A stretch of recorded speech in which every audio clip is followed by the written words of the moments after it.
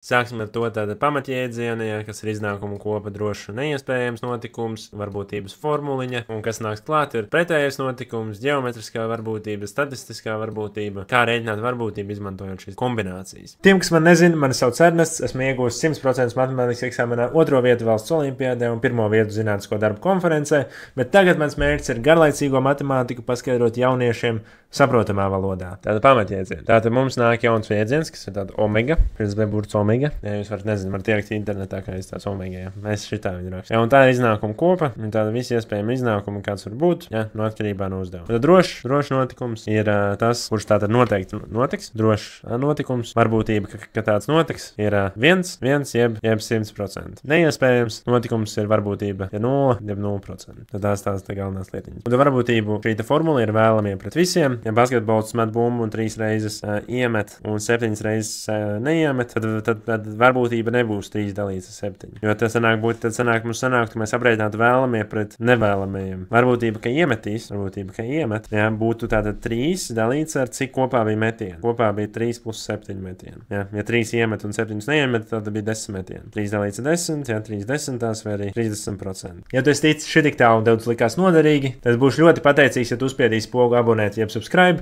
lai es varu turpināt palīdzēt tev uzlabot savas matemātikas zināšanas. Tad mums nāk pretējais notikums. Tad atceramies, ka net notikums mēs varam uzzīmēt lieliem burtiem. Piemēram, notikums šitās, notikums A iemet grozā, tad notikums, ka neiemet grozā, būtu A ar tādu kā jumtiņu. Neiemet grozā. Tātad, ja iespējamība, ka iemet grozā būtu, piemēram, mēs aprēķinām 30%, tad iespējamība, ka viņš neiemetīs grozā, kā mēs redzējām pēc formulas, ir 1 mīnus tas, ka iemetīs grozā. Okay? Tas būtu tātad 1 mīnus 30%, jeb 0,3 un 0,7, jā, kas ir vienkārši 70%. Iespēja, ka tas notiks. Okay. Tad mums šī ir ģeometriskā varbūtība. Tas ir, piemēram, ja mums būtu kaut kāds mērķis, kuru būtu jāmet šautriņi, un kāda ir iespējamība, ka mēs varam trāpīt šajā vidējā. Ja vidējam laukums ir S1 un šitam ir S2, ja, tam visam lielajam ieskaitot arī to vidiņu, mēs dabūtu, ja, S1 dalīts ar S2. Tā vēlamā vieta, kur mēs laukums tā vēlamai vietai, kur mēs gribam trāpīt pret visu laukumu, kur ir iespējams trāpīt. Šādi te. Un tas pats arī ar tilpumu. Un tā statistiskā ir šis relatīvais biežums. Vai tu zināji, ka es tieši šim video esmu uztaisījis treniņu uzdevumus un atrisinājumus? Ej uz school.com/matemātika un pievienojies pilnīgi bez maksas un iegūsti īsts video treniņu uzdevumus un atrisinājumus par visām tēmām, sākot no 7. klases līdz pat vidusskolai. Iespējams, nākotnē būs arī citām klasēm, bet dodies uz school.com/matemātika vai pirmais links aprakstā, par ko mēs jau runājām statistikā pamatskolā. Tā ir relatīvais biežums. Ir tātad, piemēram, mēs, piefiksējām, mēs savācām, kaut kādas random 100 puķes pļavā,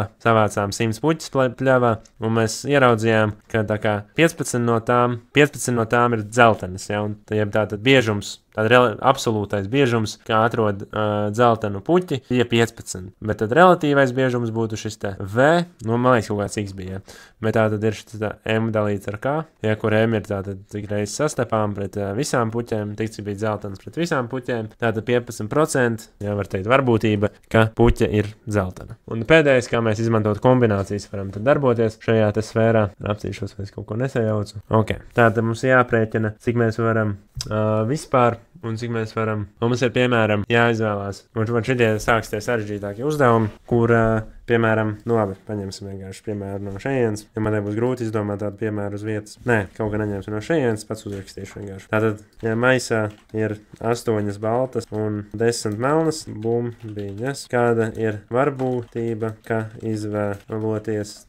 izvalkot 3 bumbiņas, tātad ir komatījās liek 2 dabas, teiciens, tātad izvalkot 3 bumbiņas, tieši 2 no tām ir baltas. Tātad kā šo te rēķina? Ja tātad mēs apstāmies šo sākuma formulu, ka varbūtības, lai mēs aprēķinātu varbūtību, mums vajag tātad šos te vēlamos pret visiem. Okay? Kā mēs varam aprēķināt šos vēlamās kombinācijas, ir tātad mums ir tātad mums ir vēlamais rezultāts, mums ir 2 baltas un 1 melna. Un tad cik veidos mēs varam izvēlēties 2 baltas no 8, 2 reiz 8, 2 mēs izvēlkam no 8 ārā, cik veidos mēs varam izvēlēties 1 melnu no 10, ir 1 no 10 kombinācijas, 1 no 10, un tā kā mums vajag abus, mēs šos sareizinam, un mums tātad ir kaut kāds šis rezultāts. Ja? Kaut kāds šis rezultāts, un tad tie arī būs tie vēlamie gadījumi. Ja? Vēlamie gadījumi, cik veidos mēs varam no 8 bumbiņām izvēlēties 2 baltas, un cik veidos mēs varam izvēlēties no 10 bumbiņām, no 10 melnajām bumbiņām to vienu melno.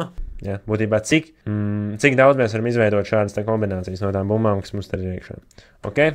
Tātad te mums ir pēc formulas sanāk 8 faktoriāls dalīts ar 2 faktoriāls 8 mīnus 2 faktoriāls reiz. Tātad 10 faktoriāls dalīts ar 1 faktoriāls, 10 mīnus 1 faktoriāls. Tagad mums te nav ierobežojums, cik tālu mēs varam rakstīt. 8 faktoriāls ir 6 faktoriāls reiz 7 reiz 8. Tad mums ir 2 faktoriāls ir 2 un 8 mīnus 2 ir 6 faktoriāls. Tātad šādi mēs saīsinam. Un tad mums sanāk 10 ir 9 faktoriāls reiz 10. Tad faktoriāls no 1 ir 1. Un tad 10 mīnus 1 ir 9 faktoriāls. Tātad šādi te. Jā, te bija tas reiz 1 vēl. Tad mēs iegūstam būtībā 7 reiz 4 ir 28 reiz 10 ir 280. Mēs varam izveidot 280 šādus gadījumus. Tātad 280 vēlamie gadījumi, kas var sanākt. Tad mums interesē visi.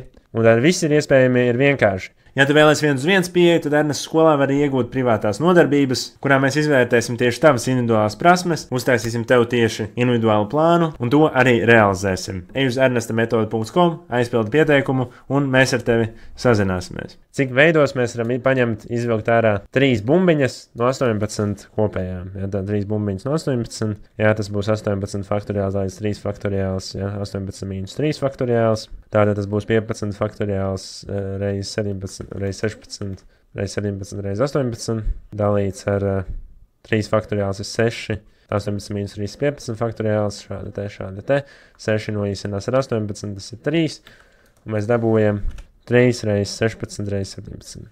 Un tātad varbūtība, ka mēs izvilksim tieši 2 baltas bumbiņas, tieši 2 baltas, kas nozīmē tieši arī vienu melnu, mēs iegūstam M dalīts ar K, ar V, savukārt būtu 280 dalīts ar 3 reiz 16 reiz 17. Es speciāli nesareizināju, lai tagad var īsināt. 16 dalās 16 un 280 dalās 4, tas ir 70. Un tas vēl dalās ar 2 un 35. Tas sanāk 35 dalīts ar 6 reiz 17. Nu tālāk gan bez kalkulātora nekā. 35 dalīts ar 6 dalīts ar. Mēs iegūstam kaut kādu 0,3, 4, 3, jā. Tas ir nopaļojot. Jā, godīgi diezgan liela varbūtība, jā.